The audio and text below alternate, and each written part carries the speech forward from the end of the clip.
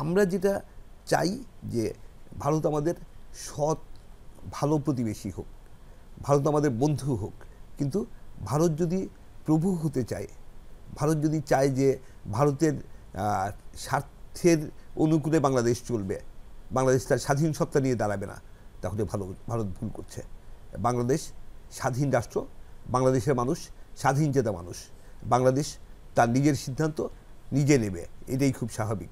ভারতের চাপিয়ে দেওয়া কোনো সিদ্ধান্ত, কোনো হস্তক্ষেপ বাংলাদেশ কখনোই মেনে নেবে না, বাংলাদেশের জনগণ কখনোই মেনে নেবে না। জনাব হাসনাইন খুরশেদ, আপনি নিশ্চয়ই লক্ষ্য করেছেন যে ভারতের বিবৃতির প্রতিক্রিয়া হিসেবে ঢাকা একটি প্রতিক্রিয়া দেখিয়েছে। ঢাকা থেকে পরিষ্কার বলা হয়েছে যে চিন্ময় সম্পর্কে দিল্লির বক্তব্য বন্ধুত্বের চেতনার পরিপন্থী। একই সঙ্গে বলা হয়েছে যে এই ধরনের বিবৃতি বিষয়টি আসলে বাংলাদেশের অভ্যন্তরীণ বিষয়ে হস্তক্ষেপ। বিবৃতিতে আরও বলা হয়েছে যে চিন্ময়ের ঘটনাকে ভুলভাবে উপস্থাপনা করা হচ্ছে এবং ভারতের এ ধরনের ভিত্তিহীন বিবৃতি শুধু সত্যকে ভুলভাবে তুলে ধরছে না, পাশাপাশি দুই প্রতিবেশী দেশের বন্ধুত্ব ও বোঝাপড়ার চেতনারও পরিপন্থী। এই প্রসঙ্গে বলার আগে আমি অ্যাডভোকেট সাইফুল ইসলাম আলিফ, যিনি গতকালকে নির্মমভাবে নিহত হয়েছেন, তার মৃত্যুতে শোক প্রকাশ করছি এবং তার পরিবারের প্রতি সমবেদনা জানাচ্ছি। আমরা দেখেছি যে চিন্ময় দাস সম্মিলিত সনাতনী জাগরণ মঞ্চের মুখপাত্র, তাকে গ্রেফতার করা হয়েছে এবং আইনগত প্রক্রিয়াতেই তাকে আদালতে হাজির করা হয়েছে।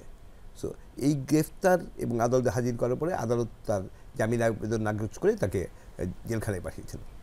সেই আদালতের নির্দেশকে মানতে অস্বীকার করার যে প্রবণতা, তাকে জেলখানায় নিয়ে যাওয়ার পথে বাধার সৃষ্টি করার যে প্রবণতা, এই প্রবণতাগুলি কি আইনসম্মত?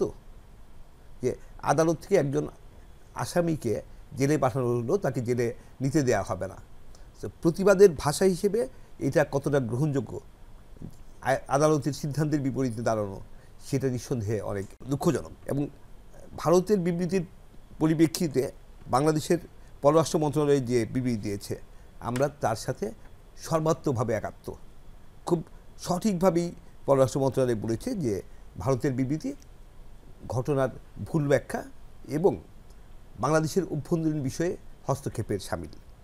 খুব সঠিকভাবেই পররাষ্ট্র মন্ত্রণালয় বলেছে যে ভারত এবং বাংলাদেশের মধ্যে যে বন্ধুত্ব এবং বোঝাপড়ার যে চেতনা কাজ করার কথা, যে চেতনা থাকার কথা, সেই চেতনার পরিপন্থী হচ্ছে ভারতের এই বিবৃতি।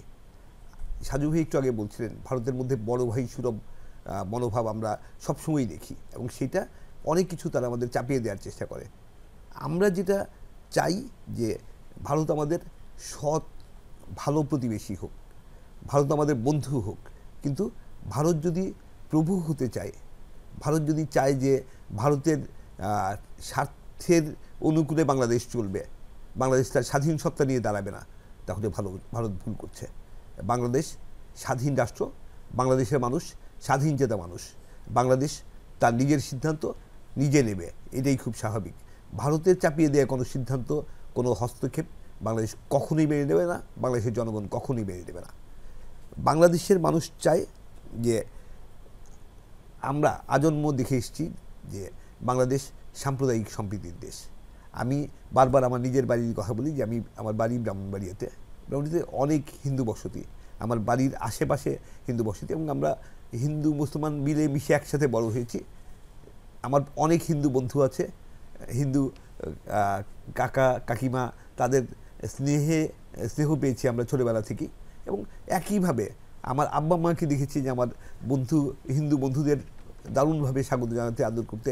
তো এইভাবেই বাংলাদেশের প্রত্যেকটা ছেলে মেয়ে প্রত্যেকটা এলাকাতেই হিন্দু মুসলিম মিলেমিশে মানে জীবন কাটানোর একটা অসম্ভব সুন্দর একটা পরিবেশ আমাদের আছে। সেই পরিবেশকে নষ্ট করার জন্যে বারবার ষড়যন্ত্র হয়, বারবার হিন্দু মুসলিম সম্পর্ককে ক্ষতিগ্রস্ত করার ষড়যন্ত্র হয়। সেই ষড়যন্ত্র আমরা বারবারই দেখেছি, কিন্তু কখনোই সেই ষড়যন্ত্র সত্যিকার অর্থে সফল হয়নি।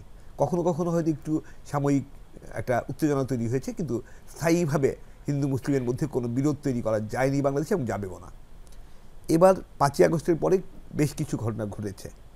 কিছু হিন্দু বাড়িতে হামলা হয়েছে, হিন্দুদের মন্দির বা পূজার স্থানে হামলা হয়েছে। এই ধরনের ঘটনা যে ঘটেনি তা কেউ অস্বীকার করছে না, কিন্তু সেই ঘটনাগুলো সম্পর্কে জানার সাথে সাথে সরকার মানে এবং অনেক ক্ষেত্রে এই ঘটনাগুলো ঘটেছে 5 তারিখ থেকে 8 তারিখের মধ্যে। এই সময়টাতে বাংলাদেশে সত্যিকার অর্থে কোনো সরকার ছিল না। 8ই আগস্ট যখন প্রফেসর ইউনূস সব দায়িত্ব নিলেন, প্রধান উপদেষ্টা হিসেবে শপথ নিলেন, তখন ন্যাচারালি তারপর আমরা দেখেছি যে ওই মাঝের 3 দিনে যে কিছু ঘটনা ঘটেছে সেই ঘটনাগুলো সম্পর্কে সঠিক আইনগত পদক্ষেপ নেওয়ার জন্য তিনি প্রশাসনকে নির্দেশ দিয়েছেন, পুলিশ প্রশাসনকে নির্দেশ দিয়েছেন এবং বিষয়গুলো এখন আইনি প্রক্রিয়ার মধ্যে আছে। নিঃসন্দেহে এই সব ঘটনার জন্য যারা দায়ী তারা কেউ রেহাই পাবে না, তারা সবাই বিচারের আওতায় আসবে, এটা আমরা বিশ্বাস করি। কারণ আমরা সবসময় দেখে এসেছি যে বাংলাদেশ সাম্প্রদায়িক সম্প্রীতির দেশ। এখানে কখনোই সাম্প্রদায়িক উত্তেজনা, সাম্প্রদায়িক দাঙ্গা তৈরির চেষ্টা যদি ষড়যন্ত্র যারা করেছে তারা শেষ পর্যন্ত সমাজে স্থান পায়নি এবং আইনগতভাবেও তারা শাস্তির মুখোমুখি হবে, এটা আমরা বিশ্বাস করি।